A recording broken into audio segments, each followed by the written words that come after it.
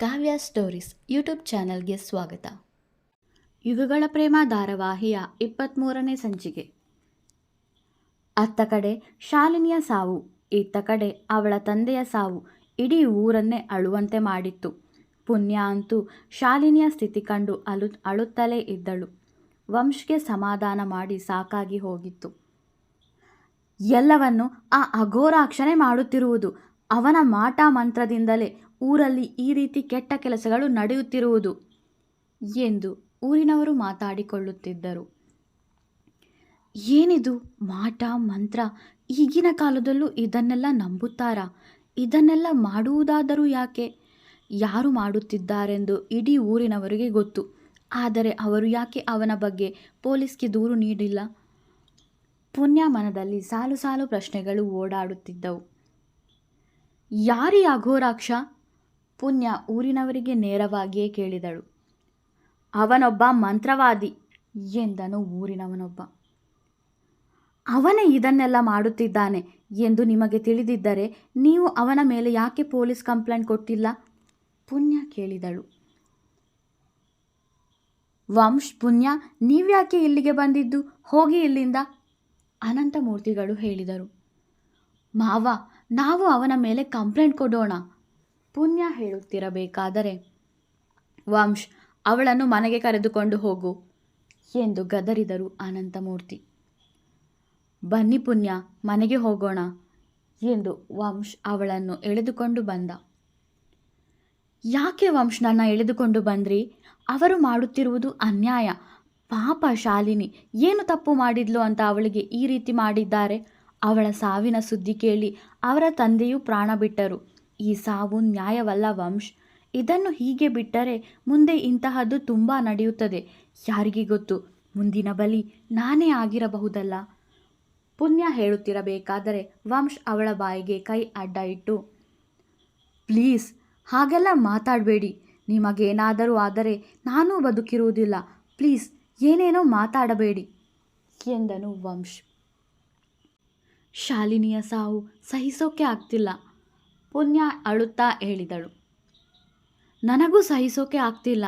ಆದರೆ ನೀವೊಬ್ಬರೇ ಏನೇನೋ ನಿರ್ಧಾರ ಮಾಡಿ ಆ ಮಂತ್ರವಾದಿಯ ಬಳಿ ಹೋಗಿ ಬಿಡಬೇಡಿ. ನೀವು ಏನೇ ಮಾಡುವುದಾದರೂ ನನ್ನ ಬಳಿ ಹೇಳಿಯೇ ಮಾಡಿ. ನಿಮ್ಮ ಜೊತೆ, ನಿಮ್ಮ ಸಹಾಯಕ್ಕೆ ನಾನು ಯಾವಾಗಲೂ ಇರುತ್ತೇನೆ ಎಂದ ವಂಶ್. ಇಬ್ಬರು ಮನೆಯತ್ತ ಹೊರಟರು. ಊರಿನವರೇ ಸೇರಿ ಶಾಲಿನಿ ಮತ್ತು ಮಂಜು ಅಂತ್ಯಕ್ರಿಯೆ ನಡೆಸಿದರು. ಊರಿನವರಿಗಿಂತ ಅತಿ ಹೆಚ್ಚು ಬೇಸರಗೊಂಡಿದ್ದು ಭದ್ರೇಗೌಡ, ಅರುಣ್, ಅಕ್ಷರ. ಶಾಲಿನಿಯ ಜಾಗದಲ್ಲಿ ಪುಣ್ಯ ಇದ್ದಿದ್ದರೆ ಎಷ್ಟು ಒಳ್ಳೆಯದಿತ್ತು ಎಂದು. ಶಾಲಿನಿಯ ಚಿಂತೆಯಲ್ಲೇ ಮುಳುಗಿದ್ದ ಪುಣ್ಯಗೆ ತಲೆಯಲ್ಲಿ ನೂರಾರು ಆಲೋಚನೆಗಳು, ಹೇಳಿಕೊಳ್ಳಲಾಗದ ಸಂಕಟ. ಕನಸಲ್ಲಿ ಕಂಡ ಕೆಲವೊಂದು ಚಿತ್ರಣ, ಶಾಲಿನಿಯ ಸಾವು. ತಕ್ಷಣ ನೆನಪಾದದ್ದು, ನಿನ್ನೆ ಸಂಜೆ ಆ ಭದ್ರೇಗೌಡನ ಮನೆಯಿಂದ ಆಸ್ಪತ್ರೆ ಕಟ್ಟಿಸಲು ಸಿಕ್ಕ ಜಾಗದ ಪತ್ರಗಳನ್ನು ಮನೆಗೆ ತರುತ್ತಿದ್ದಾಗ ಶಾಲಿನಿ ಪುಣ್ಯಗೆ ಸಿಕ್ಕಿ, ಅಪ್ಪನಿಗೆ ಹುಷಾರಿಲ್ಲ, ಅವರಿಗೆ ಔಷಧಿ ತರಬೇಕು. ಆ ಔಷಧಿ ಆಸ್ಪತ್ರೆಯಲ್ಲಿ ಇರಲಿಲ್ಲ. ಡಾಕ್ಟರ್ ವಿಶ್ವಾಸ್ ಅವರು ಇವತ್ತು ಸಂಜೆ ಬಂದರೆ ಆ ಔಷಧಿಯನ್ನು ಬೇರೆ ಕಡೆಯಿಂದ ತರಿಸಿಕೊಡುತ್ತೇನೆ ಎಂದು ಹೇಳಿದ್ದಾರೆ ಎಂದು ಶಾಲಿನಿ ಹೇಳಿದ ಮಾತುಗಳು ಪದೇ ಪದೇ ನೆನಪಾಗುತ್ತಿದ್ದವು. ಡಾಕ್ಟರ್ ವಿಶ್ವಾಸ್, ಆ ಆಸ್ಪತ್ರೆ? ಇಲ್ಲ, ವಿಶ್ವಾಸ್ ಅವರು ತುಂಬ ಒಳ್ಳೆಯವರು. ಅವರು ಈ ರೀತಿ ಮಾಡಲು ಸಾಧ್ಯವಿಲ್ಲ. ಆ ಆಸ್ಪತ್ರೆ, ಹಿಂದೆ ನಾನೇ ಒಮ್ಮೆ ಅವನ ವೈದ್ಯನಿಗೆ ಬೈದಿದ್ದೆ. ಅವನು ಏನಾದರೂ ಶಾಲಿನಿ ಸಾವಿಗೆ ಸಂಬಂಧಿಸಿದ್ದಾನಾ? ಹಿಂದೆ ನಾನೇ ಒಮ್ಮೆ ಅಲ್ಲಿನ ವೈದ್ಯನಿಗೆ ಬೈದಿದ್ದೆ. ಅವನು ಏನಾದರೂ ಶಾಲಿನಿ ಸಾವಿಗೆ ಸಂಬಂಧಿಸಿದ್ದಾನಾ? ಯಾಕೆಂದರೆ ಊರಿನವರು ಹೇಳೋ ಹಾಗೆ ನಿನ್ನೆ ಸಂಜೆ ಹೋದ ಶಾಲಿನಿ ಸಿಕ್ಕಿದ್ದು ಇಂದು ಶವವಾಗಿ. ಅಲ್ಲೇ ಏನೋ ಆಗಿದೆ. ನನಗೆ ಮೊದಲೇ ಅಲ್ಲಿನ ವಾತಾವರಣದ ಬಗ್ಗೆ ಅನುಮಾನವಿದೆ. ನಾನೊಮ್ಮೆ ಅಲ್ಲಿಗೆ ಯಾರಿಗೂ ತಿಳಿಯದಂತೆ ಭೇಟಿ ನೀಡಿದರೆ ಅಲ್ಲಿನ ವಿಷಯ ತಿಳಿಯಬಹುದೇನೋ ಎಂದು ಮನಸ್ಸಲ್ಲೇ ಮಾತಾಡಿಕೊಳ್ಳುತ್ತಿದ್ದಳು ಪುಣ್ಯ. ಹಾಗೆ ಬಂದವಳಿಗೆ ಎದುರಾಗಿದ್ದು ಮನೆಯ ಕೆಲಸದ ಶಾಂತಮ್ಮ. ಅವರ ಬಳಿಗೆ ಬಂದವಳೆ, ಶಾಂತಮ್ಮ, ನಿನಗೆ ಆ ಅಘೋರಾಕ್ಷನ ಬಗ್ಗೆ ಗೊತ್ತಾ? ಯಾರವನು ಎಂದು ಕೇಳಿದಳು. ಅಯ್ಯೋ, ಅವನ ಹೆಸರು ಎತ್ತಬೇಡಿ ಅಮ್ಮ. ಅವನೊಬ್ಬ ಕ್ರೂರ ಮಂತ್ರವಾದಿ. ಶಾಲಿನಿಯ ಬಲಿಯನ್ನು ಅವನೇ ಮಾಡಿರುತ್ತಾನೆ. ನಮ್ಮ ಊರಲ್ಲಿ ಪ್ರತಿ ಅಮಾವಾಸ್ಯೆಗೂ ಒಂದೊಂದು ಹುಡುಗಿಯ ಬಲಿ ಕೊಡುತ್ತಾನೆ. ಅವನ ಕೆಟ್ಟ ಕೆಲಸಗಳಿಗೆ ಮುಗ್ಧರನ್ನು ಬಲಿ ಕೊಡುತ್ತಾನೆ ಎಂದರು ಶಾಂತಮ್ಮ. ಮತ್ತೆ ನೀವೆಲ್ಲ ಯಾಕೆ ಪೊಲೀಸ್ ಕಂಪ್ಲೇಂಟ್ ಕೊಟ್ಟಿಲ್ಲ? ಅವನ ಮೇಲೆ ಕಂಪ್ಲೇಂಟ್ ಕೊಟ್ಟು ಅವನನ್ನು ಒಳಗೆ ಹಾಕಿಸಬಹುದಲ್ಲ? ಪುಣ್ಯ ಕೇಳಿದಾಗ, ಈ ಊರಿಗೆ ಪೊಲೀಸ್ನವರು ಕಾಲಿಡಲ್ಲ ಅಮ್ಮೋರೆ. ಎಲ್ಲರಿಗೂ ಆ ಅಘೋರಾಕ್ಷನ ಭಯ. ಜೊತೆಗೆ ಊರಿನವರು ಕೂಡ ಆ ಅಘೋರಾಕ್ಷ ಇದ್ದ ಜಾಗಕ್ಕೆ ಹೋಗಲ್ಲ. ಅಪ್ಪಿತಪ್ಪಿ ಹೋದರೂ ಅವರು ಜೀವಂತವಾಗಿ ವಾಪಸ್ಸು ಬರಲ್ಲ ಎಂದರು ಶಾಂತಮ್ಮ. ನೀವ್ಯಾಕೆ ಅವನ ಬಗ್ಗೆ ಕೇಳುತ್ತಿದ್ದೀರಿ? ನೀವು ಈ ಊರಿಗೆ ಹೊಸಬರು. ಅವನ ವಿಷಯದಿಂದ ದೂರ ಇರಿ ಅಮ್ಮೋರೆ. ಅವನು ಸರಿಯಿಲ್ಲ ಎಂದ ಶಾಂತಮ್ಮ ಅಲ್ಲಿಂದ ಹೊರಟಿದ್ದರು. ಹೆದರಿ ಕೂತರೆ ಇನ್ನೂ ಯಾರ ಸಾವು ನೋಡಬೇಕಾಗುತ್ತದೆಯೋ. ನನಗೀಗ 2 ಕೆಲಸವಿದೆ. ಮೊದಲು ಆ ಆಸ್ಪತ್ರೆಯಲ್ಲಿ ಏನು ನಡೆಯುತ್ತಿದೆ ಎಂದು ಪತ್ತೆ ಹಚ್ಚುವುದು. ಜೊತೆಗೆ ಶಾಲಿನಿ ಸಾವಿಗೂ ಆ ಆಸ್ಪತ್ರೆಗೂ ಏನಾದರೂ ಸಂಬಂಧ ಇದೆಯಾ ಎಂದು ತಿಳಿದುಕೊಳ್ಳುವುದು. ನಂತರ ಆ ಮಂತ್ರವಾದಿಯ ಬಗ್ಗೆ ತಿಳಿದುಕೊಳ್ಳುವುದು.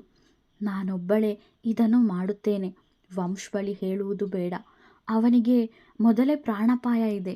ಯಾರಿಂದ ಹೇಗೆ ತೊಂದರೆ ಬರುತ್ತದೆ ಎಂದು ಹೇಳಲು ಅಸಾಧ್ಯ. ಅದಕ್ಕಾಗಿ ನಾನೇ ಇದನ್ನೆಲ್ಲ ನೋಡಿಕೊಳ್ಳಬೇಕು. ಆಗುವ ಅಪಾಯದಿಂದ ಊರಿನವರನ್ನು ಕಾಪಾಡಬೇಕು. ಇವತ್ತು ರಾತ್ರಿಯೇ ಅಲ್ಲಿಗೆ ಹೋಗಬೇಕು ಎನ್ನುತ್ತಾ ತನ್ನ ಕೋಣೆಗೆ ಹೋದಳು ಪುಣ್ಯ. ರಾತ್ರಿ ಬಂದು ಮಲಗಿದ ವಿಶ್ವಾಸ್ ಮರುದಿನ ಸಂಜೆಯಾದರೂ ಎದ್ದಿರಲಿಲ್ಲ. ನಿನ್ನೆ ರಾತ್ರಿ ಭೀಮಾಕ್ಷ ವಿಶ್ವಾಸ್ ಹಣೆಗೆ ಕುಂಕುಮ ಹಚ್ಚಿದ್ದರ ಎಫೆಕ್ಟ್. ಅವನನ್ನು ಕಂಡ ವೀರಪ್ಪ ಪಂಡಿತರು, ಯಾವತ್ತೂ ಈ ರೀತಿ ಮಲಗಿದವನಲ್ಲ. ಒಂದು ಕ್ಷಣವೂ ಮನೆಯಲ್ಲಿರುತ್ತಿರಲಿಲ್ಲ. ಬೆಳಗ್ಗೆ ಎದ್ದು ಹೋದವನು ರಾತ್ರಿಯೋ ಮಧ್ಯರಾತ್ರಿಯೋ ಬರುತ್ತಿದ್ದ. ಇವತ್ತೇನು ಇನ್ನೂ ಎದ್ದಿಲ್ಲ ಎಂದು ಯೋಚಿಸುತ್ತಾ ನಿಂತಿದ್ದರು ವೀರಪ್ಪ ಪಂಡಿತರು. ಒಮ್ಮೆಲೆ ಎದ್ದು ಕೂತ ವಿಶ್ವಾಸ್. ಸ್ವಲ್ಪ ಹೊತ್ತು ಹಾಗೇ ಇದ್ದವನು ಎದ್ದು ಬಾಗಿಲಿನಿಂದ ಹೊರಗಡೆ ಹೋಗುತ್ತಿದ್ದವನನ್ನು ತಡೆದ ಪಂಡಿತರು, ಎಲ್ಲಿಗೆ ಹೋಗ್ತಿದ್ಯಾ ವಿಶ್ವ ಎಂದು ಕೇಳಿದರು. ಏನು ಮಾತಾಡದವನು ಅವರನ್ನು ತಳ್ಳಿ ಮನೆಯಿಂದ ಹೊರಗಡೆ ಬಂದಿದ್ದ. ಕೆಳಕ್ಕೆ ಬಿದ್ದವರು ಕಷ್ಟಪಟ್ಟು ಮೇಲೆದ್ದು, ವಿಶ್ವ ನಿಲ್ಲೋ, ಎಲ್ಲಿಗೆ ಹೋಗ್ತಿದ್ಯಾ ಕೂಗಿ ಕೂಗಿ ಕೇಳಿದರು. ಅದನ್ನು ಕಿವಿಗೆ ಹಾಕಿಸಿಕೊಳ್ಳದೆ ವಿಶ್ವಾಸ್ ಹೋಗಿದ್ದ.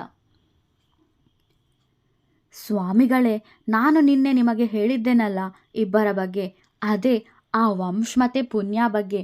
ನೀವು ಆ ಶಾಲಿನಿಯನ್ನು ಬಲಿ ಕೊಟ್ಟ ಹಾಗೆ ಅವರಿಬ್ಬರನ್ನು ಬಲಿ ಕೊಟ್ಟು ಬಿಡಿ. ನನಗೆ ಅವರಿಂದ ತುಂಬ ತೊಂದರೆಯಾಗುತ್ತಿದೆ. ಅವರು ನನ್ನ ಕಣ್ಣ ಮುಂದೆಯೇ ಸಾಯುವುದನ್ನು ನಾನು ನೋಡಬೇಕು ಎಂದು ಭದ್ರೇಗೌಡ ಹೇಳುತ್ತಿದ್ದಾಗ, ಖಂಡಿತ ನೀನು ನನಗೆ ಅಷ್ಟು ಸಹಾಯ ಮಾಡುತ್ತೀಯಾ? ನಿನಗೆ ನಾನು ಸಹಾಯ ಮಾಡಲ್ಲ ಎಂದು ಹೇಳುವೆನಾ? ನೀನೇನು ಚಿಂತಿಸಬೇಡ. ನೀನು ಹೇಳಿದಂತೆ ಅವರಿಬ್ಬರನ್ನು ನಾನು ಸಾಯಿಸುತ್ತೇನೆ. ಅದಕ್ಕೂ ಮೊದಲು ಅವರು ಯಾರು ಎಂದು ಹೇಳು. ಅಘೋರಾಕ್ಷ ಹೇಳಿದ. ಅವರ ಹೆಸರು ವಂಶ್ ಹಾಗೂ ಪುಣ್ಯ ಎಂದನು ಭದ್ರೇಗೌಡ. ಏನೇನೋ ಮಂತ್ರ ಹೇಳಿದವನು ಬೂದಿಯನ್ನು ಹೋಮಕುಂಡದ ಸುತ್ತ ಹಾಕಿದ. ಪುಣ್ಯ ಹಾಗೂ ವಂಶ್ ಮುಖ ನೋಡಲು, ಆದರೆ ಅವರಿಬ್ಬರ ಮುಖ ಕಾಣಿಸಲಿಲ್ಲ ಅಘೋರಾಕ್ಷನಿಗೆ. 2-3 ಬಾರಿ ಪ್ರಯತ್ನಿಸಿದರೂ ವಂಶ್ ಪುಣ್ಯ ಮುಖ ಮಾತ್ರ ಕಾಣಿಸಲೇ ಇಲ್ಲ. ಎಲ್ಲ ದುರ್ಗಮ್ಮನ ಕೃಪೆ. ಇದೇನಿದು, ನನಗೆ ಯಾಕೆ ಅವರಿಬ್ಬರ ಮುಖ ಕಾಣಿಸುತ್ತಿಲ್ಲ? ಮೊದಲ ಬಾರಿಗೆ ಹೀಗೆ ಆಗುತ್ತಿರುವುದು. ಏಕೆ ಹೀಗೆ ಆಗುತ್ತಿದೆ ಚಿಂತಿಸುತ್ತಿದ್ದ ಅಘೋರಾಕ್ಷ. ನೋಡು ಭದ್ರಾ, ನೀನು ಅವರಿಬ್ಬರ ಸ್ವಲ್ಪ ಕೂದಲು ಹಾಗೂ ಅವರು ಧರಿಸಿರುವ ಬಟ್ಟೆಯ ಚೂರನ್ನು ಇಲ್ಲಿಗೆ ತೆಗೆದುಕೊಂಡು ಬಾ. ಮುಂದಿನದ್ದು ನಾನು ನೋಡುವೆ ಎಂದು ಅಘೋರಾಕ್ಷ ಹೇಳಿದಾಗ, ಅದೇ ಸಮಯಕ್ಕೆ ವಿಶ್ವಾಸ್ ಅಲ್ಲಿಗೆ ಬಂದಿದ್ದ. ಅವನನ್ನು ಕಂಡ ಭದ್ರೇಗೌಡ, ಇವನು ಇನ್ನೂ ಬದುಕಿದ್ದಾನಾ? ನಾನೆಲ್ಲೋ ನಿನ್ನೆನೆ ಸತ್ತು ಹೋದ ಅಂದುಕೊಂಡೆ ಎಂದರು. ಹೇಯ್, ಏನೋ ಹೇಳ್ದೆ? ಅವನು ನನ್ನ ಮಗ. ಅವನನ್ನು ನಾನು ಏಕೆ ಸಾಯಿಸಲಿ? ಕೋಪದಿಂದ ಅಬ್ಬರಿಸಿದ್ದರು ಭೀಮಾಕ್ಷ. ಅದು ಹಾಗಲ್ಲ ಸ್ವಾಮಿಗಳೇ, ಭದ್ರೇಗೌಡ ಹೇಳುತ್ತಿರಬೇಕಾದರೆ, ಇವನಿನ್ನು ನಮ್ಮ ಜೊತೆಗೆ ಇರುತ್ತಾನೆ. ನಮ್ಮ ಎಲ್ಲ ಕೆಲಸಗಳಿಗೂ ಸಹಾಯ ಮಾಡುತ್ತಾನೆ ಭೀಮಾಕ್ಷ ಹೇಳಿದಾಗ, ಅದು ಹೇಗೆ ಸಾಧ್ಯ? ಅವನು ನಿಮಗೇಕೆ ಸಹಾಯ ಮಾಡುತ್ತಾನೆ? ಭದ್ರೇಗೌಡರು ಕೇಳಿದಾಗ, ಅದು ನಿನಗೆ ಬೇಕಾಗಿಲ್ಲ.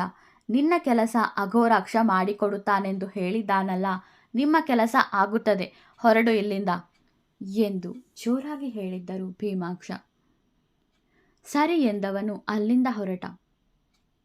ಈ ವಿಶ್ವಾಸ ಅವರಿಗೆ ಸಿಕ್ಕ ಮೇಲೆ ನಮ್ಮ ಅವಶ್ಯಕತೆ ಇಲ್ಲ ಇವರಿಗೆ. ಮಗ ಮಗ ಅಂತಾನೆ ಇರ್ತಾನೆ ಈ ಮುದುಕಪ್ಪ. ಆ ವಿಶ್ವ ಇವನಿಗೆ ಯಾವಾಗ ಮಗ ಆಗಿದ್ದು? ಆ ಮುದುಕಪ್ಪ ಎಲ್ಲಿ, ಈ ವಿಶ್ವ ಎಲ್ಲಿ? ಮಿತಿಮೀರಿ ವಯಸ್ಸಾಯ್ತಲ್ಲ, ಅದಕ್ಕೆ ಹುಚ್ಚು ಹಿಡಿದಿದೆ ಎಂದು ಅನ್ನಿಸುತ್ತದೆ. ಒಬ್ಬನೇ ಮಾತಾಡಿಕೊಂಡು ಮನೆಗೆ ಹೊರಟ ಭದ್ರೇಗೌಡ. ಅಘೋರ, ನಮಗೆ ನಮ್ಮ ಭಾರ್ಗವ ಸಿಕ್ಕಾಯಿತು. ಇನ್ನು ಆ ದೇವಯಾನಿ ಸಿಕ್ಕರೆ ನಾವು ಅರ್ಧ ಗೆದ್ದ ಹಾಗೆ. ಅವಳು ನಮಗೆ ಆದಷ್ಟು ಬೇಗ ಸಿಗುವಳು. ನಾವು ಅಂದುಕೊಂಡಂತೆ ಎಲ್ಲ ನಡೆಯುವುದು ಎಂದು ಅಟ್ಟಹಾಸದ ನಗು ಬೀರಿದ್ದ ಭೀಮಾಕ್ಷ. ಅವನ ಜೊತೆಗೆ ಅಘೋರಾಕ್ಷ ಕೂಡ. ರಾತ್ರಿಯಾಗುವುದನ್ನೇ ಕಾಯುತ್ತಿದ್ದಳು ಪುಣ್ಯ. ಯಾರಿಗೂ ತಿಳಿಯದಂತೆ ಆಸ್ಪತ್ರೆಗೆ ಹೋಗಿ ಅಲ್ಲಿ ಏನು ನಡೆಯುತ್ತಿದೆ ಎಂದು ನೋಡಲು. ಹಗಲಲ್ಲಿ ಹೋದರೆ ಅಲ್ಲಿರುವವರಿಗೆ ಅನುಮಾನ ಬರುತ್ತದೆ.